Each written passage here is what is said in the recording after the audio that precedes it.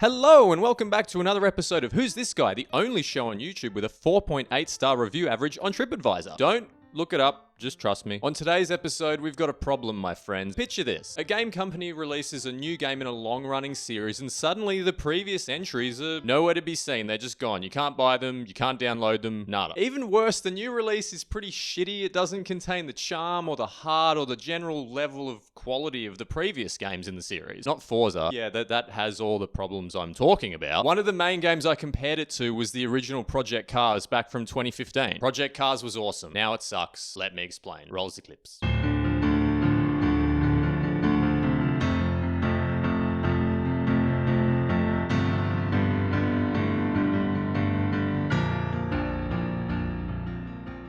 Chapter 1. The little engine that could. Back in 2015, Project Cars released after a successful crowdfunding campaign, and we were all like, this thing's pretty rough, but you know, like it's got charm, it's got heart, it's got guts, you got guts, kid. We could overlook some moments of the unstable frame rate, the screen tearing like a motherfucker, or the bare bones menus, or the really funny pit lane animations. Basically, this thing was pretty messy, but we could look past it because, man, this handling model was amazing. There were plenty of moments where it looked incredible. There were so many locations on offer to race around in, and the career mode put you in the seat of all these different vehicles that felt suitably unique. Most importantly, dude had heart, passion, that certain we really give a shit feeling that I think we all really appreciate when we're playing a game. It's one thing for a game to be good and fun, but when you can literally feel the developer's passion oozing out of the TV onto your hands, you should probably call a technician, because that's not normal. It probably also helped that at the time Project Cars came out, Forza had really entered its I don't want to get out of bed today phase, and Gran Turismo had been stoned on the couch for a few years at this point. Instead of like scanning the bottoms of actual cars, I got these like Matchbox cars, why don't we just like scan the bottom of these, bro? Dude, that's a sweat idea. Basically, the competition was kind of coasting along at this point. It was the perfect time for Project Cars to come in and say, wake the fuck up, everyone. Racing games can still be fun and visceral and exciting. The actual feeling of being in these vehicles was unmatched on consoles. So it was just accessible enough for a doofus like me, but still complex enough for the sim heads to appreciate. But what about 2024, Sam? Still good? Chapter 2. Yep. Everything that was good about this game in 2015 is still good today. Even the visuals hold up surprisingly well. Bit heavy on the god rays though. Jesus! Literally. Most of these car models wouldn't look out of place in a modern racer. Tied rather neatly into the visuals is the location variety. You can also race all of these in different segments and in reverse and with progressing times of day and progressing weather systems. It's like when the developers were making this game, they were like, no, more, throw more in, instead of the modern mentality where it's like, no, let's cut that and leave that for DLC. As for the racing itself, it was just fucking magnificent. You feel so connected to your vehicle here. Every little bump on the track, every time you can feel yourself losing traction, losing grip, sliding around corners. The physics model here is really incredible. The way your car subtly bops up and down as you pick up speed down the straight. Not like Forza's jittery mess.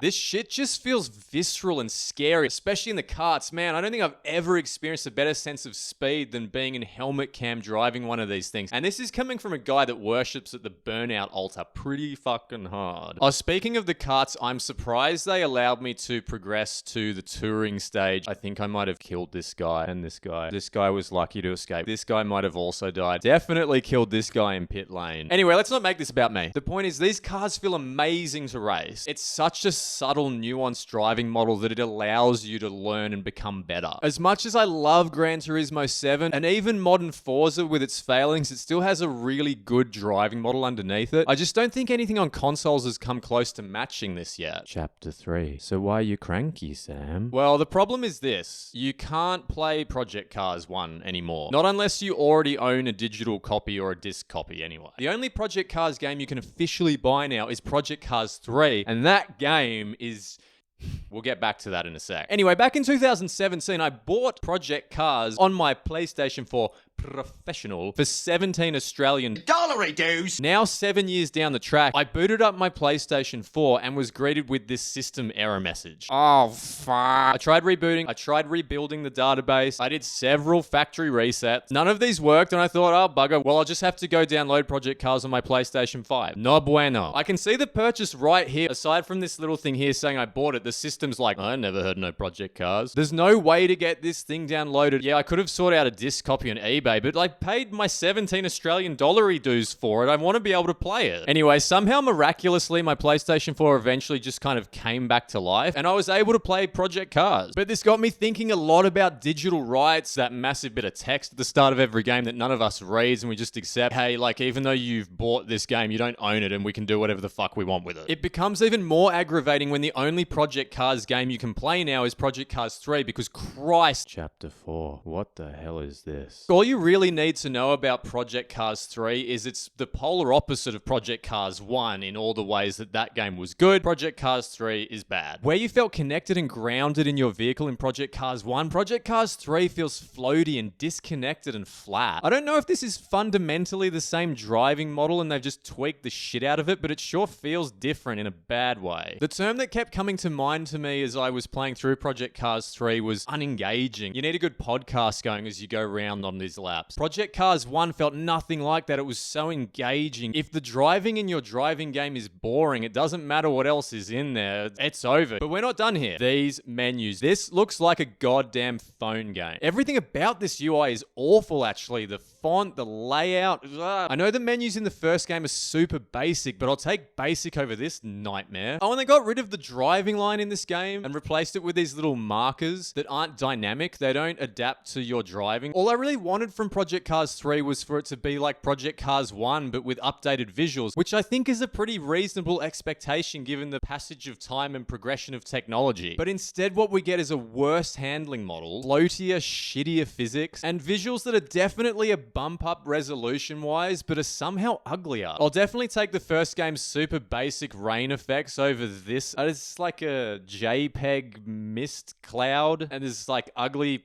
pixelated reflections on the track and water spray that destroys the frame rate. No. You might have noticed by now that all of my footage is of the same vehicle, this orange Toyota. When you start Project Cars 3, we get the by now very cliched lady doing the voiceover saying, "Time to select your first ride." I chose this Toyota and went into my first few races and got completely fucking demolished. This thing was just way too slow. I thought, okay, maybe I need to upgrade it. Got some upgrades, still not fast enough. I tried turning down the opponent difficulty level. Still not fast enough. Okay, no worries. Let's leave this series. Go try something else. We'll come back later. Oh, I can't try something else because you need to spend credits to unlock other series. And the credits I've been using to try to upgrade my car to try to stay competitive are the same credits you use to buy new cars, unlock new series, and buy everything else in the game. And also the amount of credits you get from events is minuscule. And now I'm stuck in this horrible loop of retrying the opening events again and again and again to try to scrape some credits together to get into a different car, see a different track, just do something, anything. Compare this to the first game. Do you want to start in the karts? Go for it. Do you want to start with prototypes? Do that.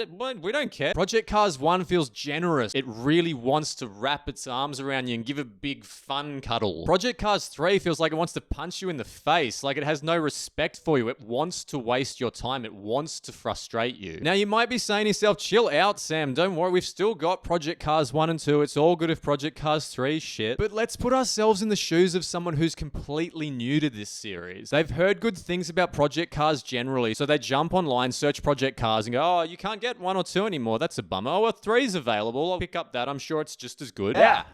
All right. Let's do it. And then they load in. Oh, this menu's quite hideous. Oh, this looks like a phone game. Oh, these cars feel really floaty. I don't like this handling model very much. Oh, and I can't unlock any new events because I've spent all my money trying to upgrade my vehicle to stay competitive because the vehicle I'm in seems really weirdly underpowered. Are we sure this isn't a phone game? And that's the first experience that someone purchasing the only currently available Project Cars game is going to have. Chapter 5. What about the multiplayer? Project Cars 1. Nope. Project Cars 3. Nope. Chapter 6. Does anyone care? I know you can still find Project Cars 1 and 2 and the previous Forza entries for that matter on disc, but the point I'm making is it's like the developers themselves are erasing these previous games from existence. And I think it's kind of scary from a game preservation standpoint. There should be an easier way to play these older titles other than eBay hunts. So I can still purchase and download every single Assassin's Creed game. Shouldn't I still be able to download all 3 Project Cars games? What about you? Have you had this experience with a game series you love? I just don't don't like the idea of games just disappearing, especially when the games replacing them don't have the heart or soul of the original. Project Cars was really special. And this thing here, the only currently available Project Cars game, it's generic and boring, and that sucks. But let's not end on that note. Let's end on, wasn't Project Cars 1 really fucking cool? If you happen to already own it, you're a lucky ducky.